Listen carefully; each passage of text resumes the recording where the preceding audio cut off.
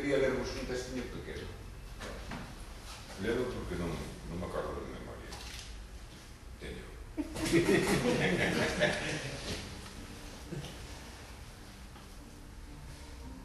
Este é un exemplo de que todos nós sabemos un montón de cousas sobre a Guerra de Secesión Americana. Vemos cantidade de filmes. Ou todos sabemos muitísimo de cantidade de epopeyas que sucederon en Europa, das nosas non. Cando eu era pequeno, para dar a entender que un home era moi vello, dicía se estivo na Guerra de Cuba. E isto viña a significar que teria alrededor dos 90 anos. Nunca souben se fora verdade a historia que lle pedía moitas veces a meu pai que me contase, e a fe que non teño interés en ser. Hai moitos anos hubo unha guerra en Cuba, daquela Cuba pertenceu ao rei de España, e queríase separar, ser independente, pero o rei de España non lle quería deixar gobernarse por si mesmo, e mandou tropas para lá. A guerra íamos máis pobres, e tamén lle tocou ir ao mozo Anselmo de Ribacova, o fillo máis vello dunha familia de caseiros da aldea de Vilarillo. Cando lle levaron, a señora Elvira choraba como unha madalena. Pobre do meu fillo, ainda é un neno, xa mo levan para a guerra, que vai ser de mí. No primeiro ano, Anselmo escribía a casa, pero de súpeto deixaron de chegar en cartas e non se soubo máis dele. Pasaron 6 ou 7 anos, a guerra rematara, e as tropas españolas derrotadas regresaban á súa sorte, no máis concreto dos abandonos. Nas listas os mortos eran incontables, e os desaparecidos xa non digamos. Anselmo estaba entre eles. Déronlo por morte e fixeronlle os funerais. A señora Elvira, desconsolada, non había día que non lle viñese ao acordo varias veces o seu fillo querido. Unha tarde de inverno cru, chegou un home á súa porta, un neno saiu a abrir e regresou rapidamente á cociña. O mamai, á porta está un home vello pedindo unha cunca de caldo e se lle facemos sitio á beira do lume. Faino pasar, filliño, que onde comen 6 tamén comen 7 e a rica comida non se lle nega a ninguén.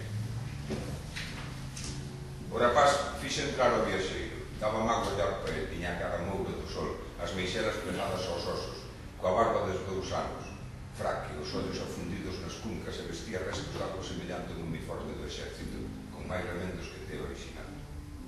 O home dou as boas noites e sentouse á beira do lume e a señora Elvira puxo unha cunca grande de caldo e un anaco de pan nas súas mans.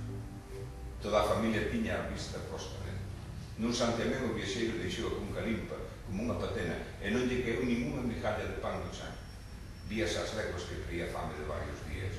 O home da casa ofreceu-lle un cigarro e o viaxeiro aceptou-no e comezou a conversa. É daquela mirada moi longe, dixo o home da casa. Veño, si señor, hai xa 2 anos que saín de Cuba, veño da guerra e vou para a casa. E como non teño cartos, vou pedindo polas portas para poder chegar algún día ao meu destino. Aí logo vostede estivo en Cuba, e a señora Elvira rompeu a chorar con esas lágrimas secas de tantos vertederos.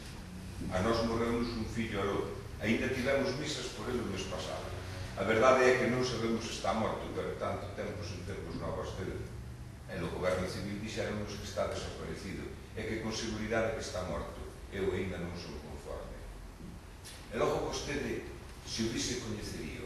Ai, señor, sangue do meu sangue, só con mirarlle para a cara xa me diría o corazón, non o había coñecer. Pois está eu ben non me coñece, dixo o discutido viaxeiro. Fixose un silencio arrepiante na cociña. Que é o que dixe? Preguntou a señora Elvira con cara de sorpresa. O que oi? Que está vendo o seu fillo e non me coñece, repetiu o viaxeiro. Excusada a comentar os abrazos, bicos vagos e comida, roupa, lume. A boa da señora Elvira non sabía que darlle. Os anos pasados co seu fillo no testamento, as novas da súa morte, e agora tiña o seu Anselmo entre diante. Non daba creto ao que estaba acontecendo, non sabía se rir ou chorar. Todo caía de socato riba dele. E eu aquí sentía un nó na gorxa de emoción e ia para a cama, dándolle voltas a como serían imaxes este conto que nunca sobre se fora verdade nin o presente. Pero atrás deste conto había unha canción, e é unha canción que a maior parte de vos coñeceron.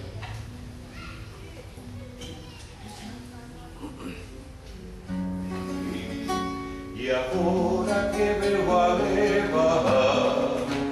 leva dos homes todo, levan o meu queridinho, levan a vista dos ollos que a miña Carmela, que pena me dá, na guerra de Cuba morreu o rapaz.